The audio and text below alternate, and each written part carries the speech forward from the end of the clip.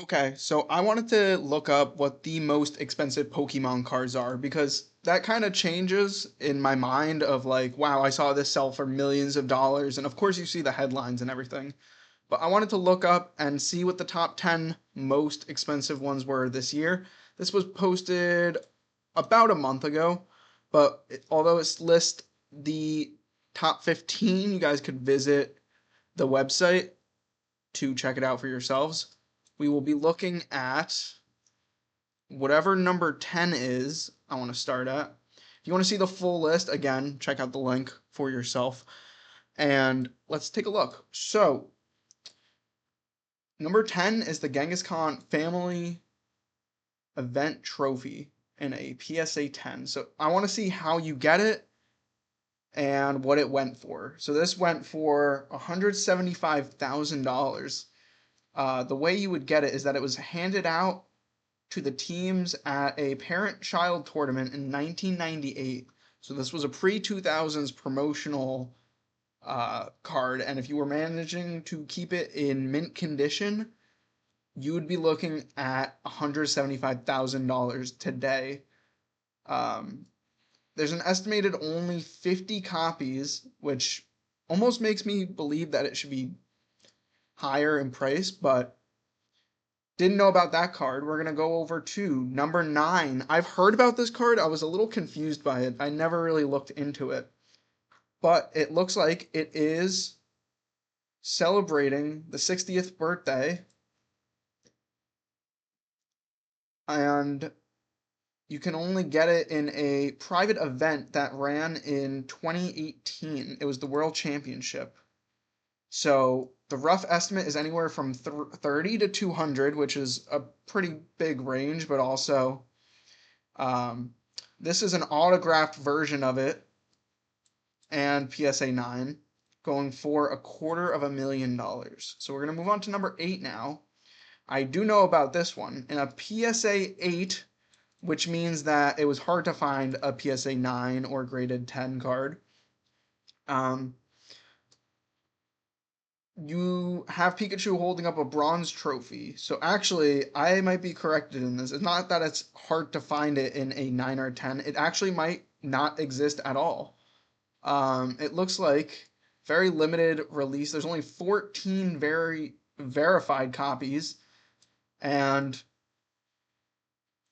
a bid starting at 215,000 ended at 216,000. So this is a markup price, but still definitely very interesting. That's number 8. Number 7 is this Blastoise presentation card. So I knew about this one too. If you look at the font, it's very different than the Pokemon cards that we know today. Um, there's only 4 prototype cards printed by Wizards of the Coast, which, if you're not familiar, is the first distribution company that made Pokemon cards. So this is a demo card.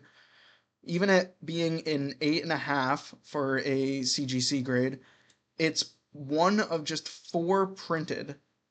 And that might not even be of just this version, that could be of any other Pokemon as well.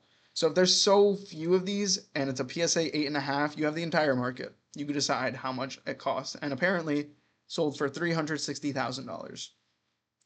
The classic base set first edition Charizard, Shadowless. It looks like this is the wrong photo. There's no stamp there. I actually just made a video about how to spot if it is a shadowless or base set or first edition card, and they put the wrong photo here. But you know what? We'll roll with it.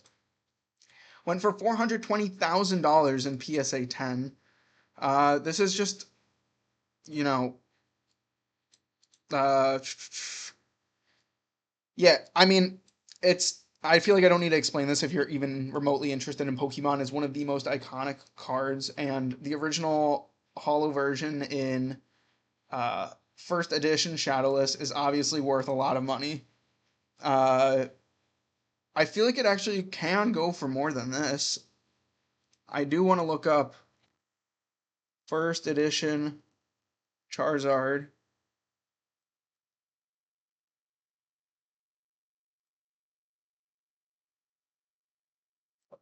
So PSA 10s. Oh, I'm blocking it with my face. My apologies here. Wow, did it again. Have been going for somewhere in the ballpark of $260,000 for the entirety of this year so far. This puts it at 420,000. Interesting. I know it is, of course, shadowless, but just gets me a little curious about what number 5 is, and it looks like it is a trophy, a silver Pikachu trophy, going for about 450,000, nearly $500,000, and it is, let's see, an Japan only event.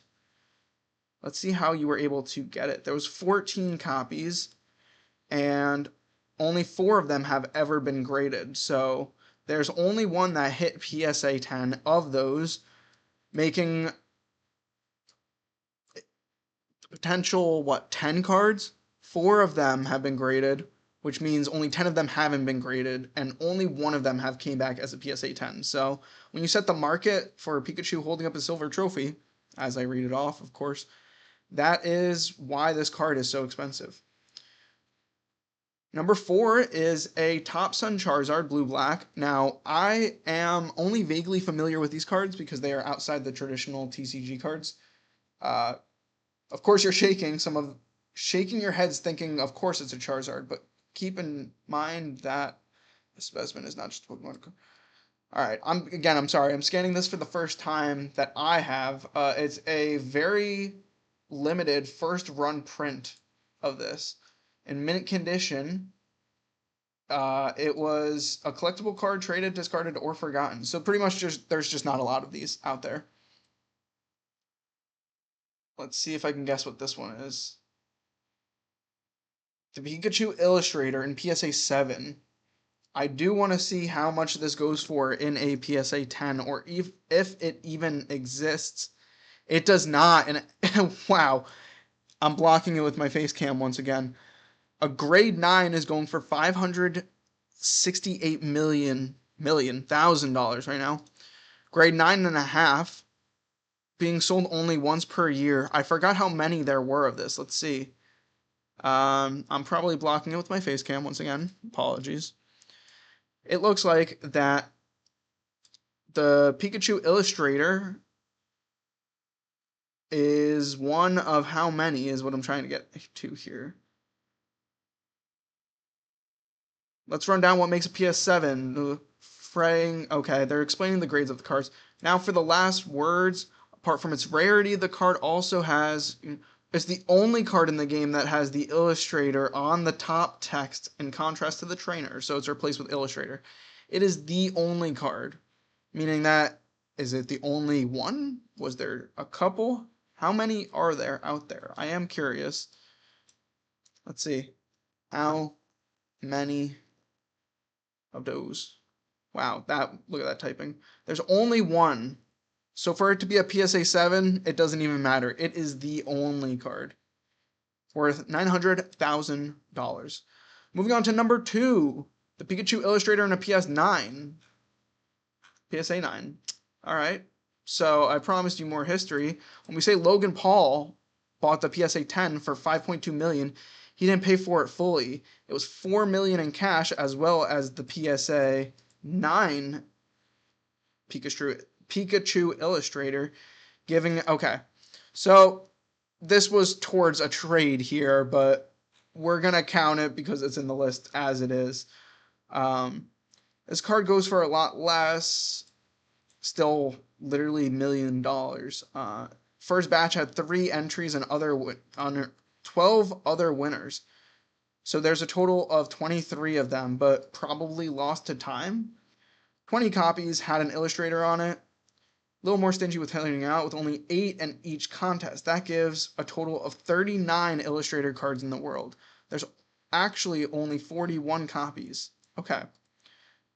Maybe they just printed too many and they were never awarded. Okay. Interesting.